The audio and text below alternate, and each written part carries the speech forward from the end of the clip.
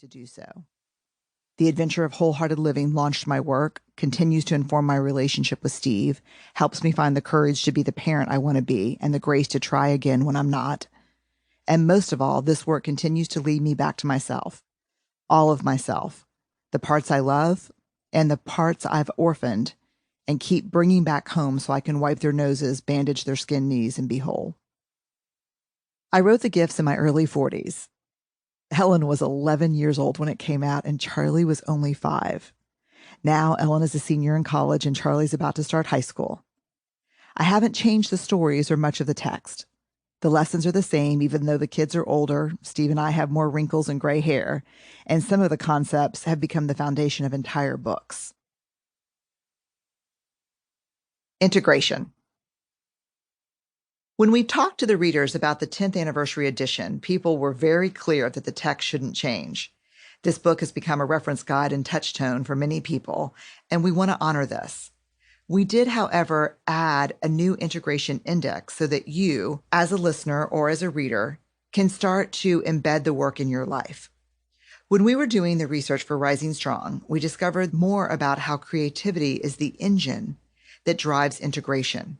It helps us transform knowledge into practice. Basically, we move what we're learning from our heads to our hearts through our hands.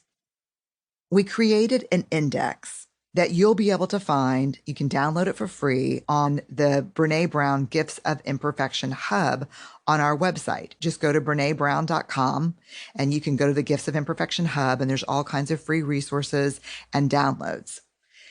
Very specifically, I want to talk to you about this integration index. I adapted it from a system that I heard Maria Popova explain to Tim Ferriss during a podcast in 2014. Maria is a writer, poet, cultural critic, and the genius curator behind brainpickings.org, which is a newsletter and online publication that's been added to the Library of Congress's permanent digital archive of culturally valuable materials.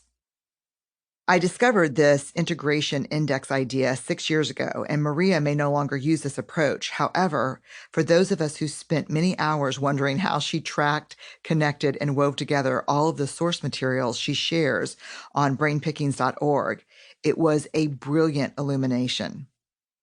In the podcast, Maria explained that when you read a book or when you listen to a book, you walk away with certain takeaways that are thematically linked. In most books, these takeaways don't occur sequentially. An alternative index is based on ideas that are important to you, not just keywords. So a personalized index allows you to find and document the patterns that create personal meaning and understanding. I started creating alternative indexes, and it's transformed the way I read and listen, the way I learn, the way I research, and the way I integrate work. For example, in Ibram Kendi's book, How to Be an Anti-Racist, I wanted to create an index that was meaningful for me so that I could go back and either listen to or reread passages that meant something to me. So let me tell you about the sections that I developed myself for How to Be an Anti-Racist. The first was I created a section called Beautiful Language, and I actually borrowed this one from Maria. This is anytime I'm listening to a book or I'm reading a book and there's a turn of phrase, a collection of words that I think are just beautiful. I want to either timestamp if I'm listening or write down the page numbers if I'm reading so that I can go back and find those. I also have a section called Don't Understand, Need to Learn More.